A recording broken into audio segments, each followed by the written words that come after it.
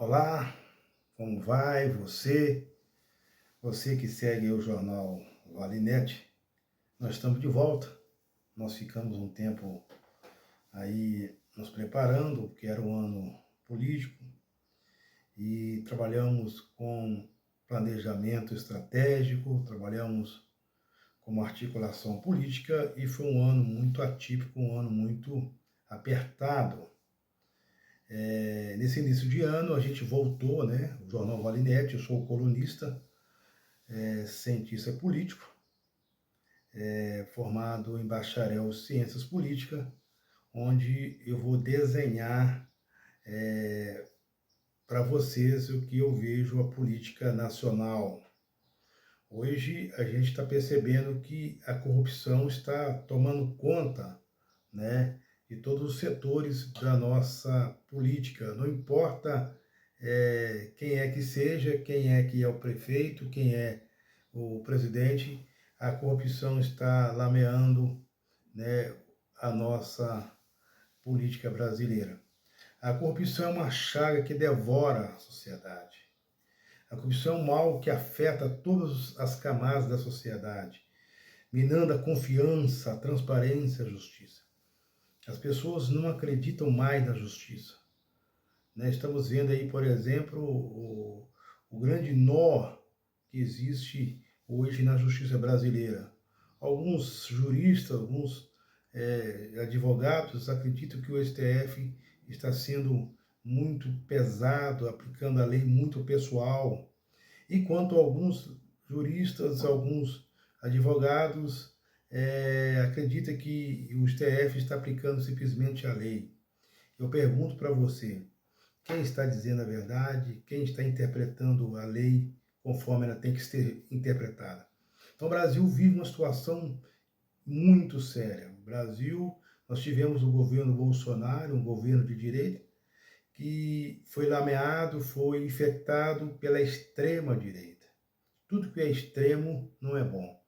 Seja na esquerda, seja na direita. O extremismo, ele afasta, ele divide, ele destrói, ele cria uma situação de dificuldade. A direita era saudável, como a esquerda também é saudável. Mas quando você vê um extremismo, onde as pessoas não respeitam a opinião do outro, onde o ponto principal é a violência, porque eu não concordo, porque eu não aceito a proposta, porque eu não aceito o pensamento, porque eu não aceito a sua ideologia, a sua crença, o seu modo de viver, eu tenho que te ofender, eu tenho que te agredir. A mesma forma a esquerda. A esquerda não fica para trás com relação à ideologia da extrema. Nós vimos aí, por exemplo, a esquerda que diz que defende o trabalhador. Eu gostaria muito de chamar a atenção aí do presidente Lula e dos seus ministros. Vamos falar sobre a questão do racismo. Quantos negros nós temos no governo Lula? Você prega muito a questão do racismo, Lula, e você vai me desculpar, é um racista velado, porque o seu governo é um governo que não tem nenhuma, vamos dizer assim, não tem nenhuma ligação voltada para dar oportunidade para os negros. Eu criei Bolsa Família. Bolsa Família atende negro e branco. Eu criei a cota racial. Quer dizer que os negros são menos capacitados do que os brancos? Não. Você tem que dar oportunidade para os negros no seu governo. Você vê, por exemplo, as prefeituras do PT. A minha região do Vale do Aço é muito fácil. Só você fazer uma comparação nas capitais onde o PT governou, quantos secretários municipais, quantos secretários estaduais, quantos ministros foram negros. Então a esquerda, ela prega algo que não vive. A direita, ela é mais propícia. Ela defende mais o comércio, defende mais o capitalismo. Mas os empresários defendem mesmo, ela não esconde. Ela não fica debaixo do pano, né, para poder defender o que ela acredita. A esquerda não, a esquerda extremista, ela gosta muito de defender o que elas não praticam. Enquanto a direita extremista também não defende o que ela pratica. Mas a direita é saudável. A direita defende e vive o que ela defende. quanto a esquerda também, a esquerda normal, a esquerda simples. Um exemplo muito claro foi a reforma da Previdência. A melhor reforma da Previdência foi a reforma do Michel Temer, que pregava uma reforma de 10 em 10 anos, havia uma reforma no país, né? Enquanto a pior reforma da Previdência foi da direita, do Bolsonaro, porque o Bolsonaro, como presidente, quis atender quem? Atender os grandes empresários, atender o capital quer ferrar o pobre, o capital quer ferrar o trabalhador, para que o trabalhador possa ter dependência, né, sempre das necessidades e das migalhas que caem sobre a mesa. Enquanto a esquerda deveria ter defendido lá atrás uma reforma da Previdência, vou dar um exemplo, né, aos defensores da esquerda, que eu chamo de, né, pessoas militantes que não raciocinam. Vamos dar um exemplo.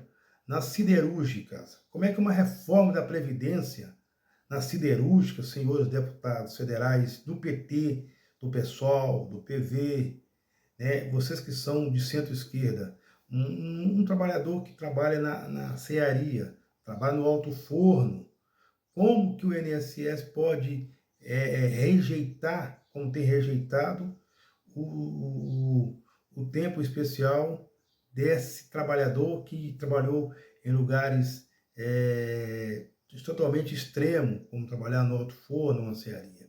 Mas nós somos culpados. Quantos deputados federais e estaduais que representam o trabalhador? Eu moro numa região, que é a região do Vale do Aço, e hoje nós temos aproximadamente 500 mil habitantes. Quantos trabalhadores que nós temos que defende realmente o trabalho, defende o chão de fábrica? Não temos, porque o eleitor quer votar engravatado, quer votar em médico, quer votar em doutor, em juiz, promotor, em coronéis, em generais. Mas o trabalhador que é igual a ele não quer votar, que conhece a realidade. Talvez seja por isso que nós temos uma classe mais desunida que existe, é a classe do trabalhador. Enquanto que a classe dos professores é mais unida. Ela tem representante que nos representa, apesar que é pouco representante, deveria ter mais, né? Mas nos municípios, nas câmaras de vereadores, sempre tem um representante que defende os trabalhadores, né, os servidores, trabalhadores e trabalhadoras da rede pública, seja ela no município, seja no estado.